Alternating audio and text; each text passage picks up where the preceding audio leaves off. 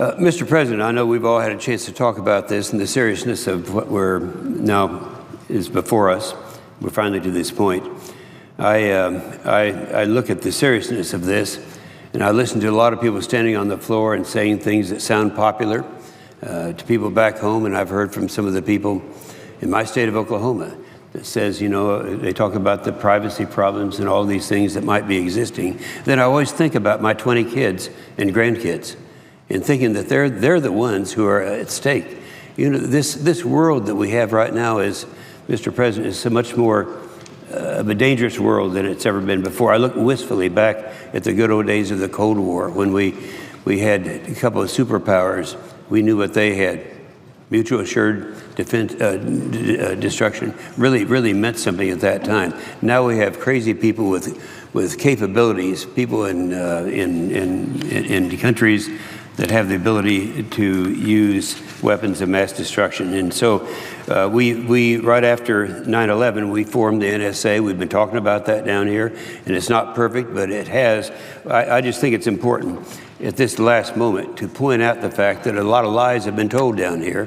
I've heard one person, I think 2 or 3 different ones, talking about and making the statement that since the NSA procedure was set up after 9/11, that has not stopped one attack on America. I'd like to suggest to you that a good friend of mine and a good friend of the chair's, General Alexander, who's a very knowledgeable person and ran that program for a while, he said, and this is way back in 2 years ago, 2013, he said, quote, "Information gathered from these programs provided government with critical leads to prevent over 50 potential terrorist events in more than 20 countries around the world, and that the phone database played a role in stopping 10 terrorist acts since the 9/11 attacks." I was real pleased to hear from my good friend Senator Sessions a few minutes ago that a brand new poll that just came out of the field shows that almost 2/3 of the people in America want to go back and give back those tools that we took away 2 days ago to the NSA.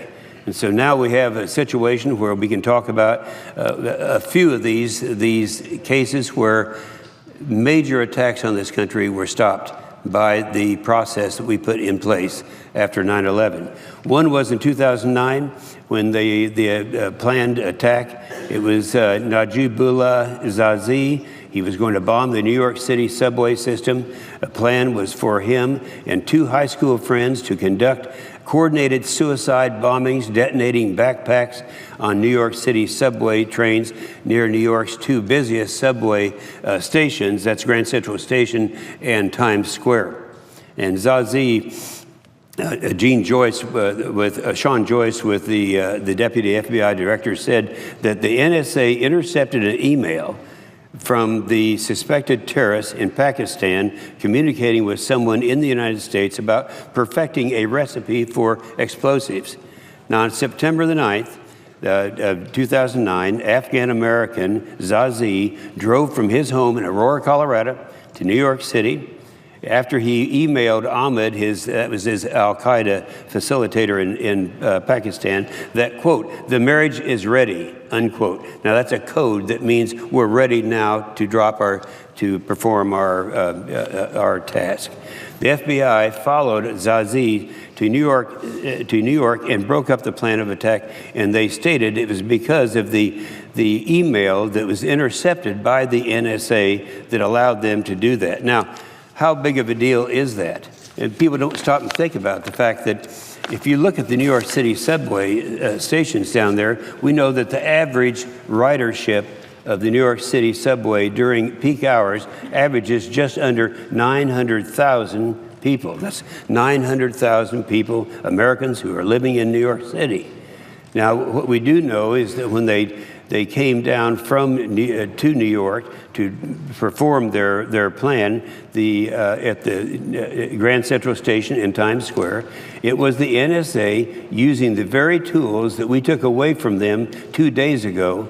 And you wonder now how many lives would have been lost. If they're 900,000, they're ready to do this at 2 stations. We're talking about 100,000 lives, 100,000 Americans being buried alive. And that was precluded by the tools that were used by the NSA that we took away from them just 2 days ago, and many more have not been declassified. General Michael Hayden and General Keith Alexander are both former directors of the NSA, and others have confirmed to me personally that at least one of the 3 terrorist attacks on 9/11 could have been avoided, and perhaps all 3 could have been avoided if we had had the tools that we gave the NSA right after 9/11, and also the attack on the USS Cole could have been prevented entirely. So you got to stop and think. It's a dangerous thing to stand on the floor and say that we've formed this thing in this dangerous world, and they haven't stopped any attacks on America. And that's what we're faced with today. You know, I voted against the program that the House passed that is going to be considered in just a few minutes. And I felt that it was better to leave it as we had it. Now that's gone, and I look at it this way. I do support the amendments that are coming up. I do think that we're going to have the last opportunity we will have will be the program that we'll be voting on in just a few minutes. So let's think about this, take a deep breath, go ahead and pass something so we at least have some capability to stop these attacks and to gather information from those who would perpetrate these attacks, and then have time to put together a program that will be very workable and make some changes if necessary. And with that, Mr. President, I yield the floor.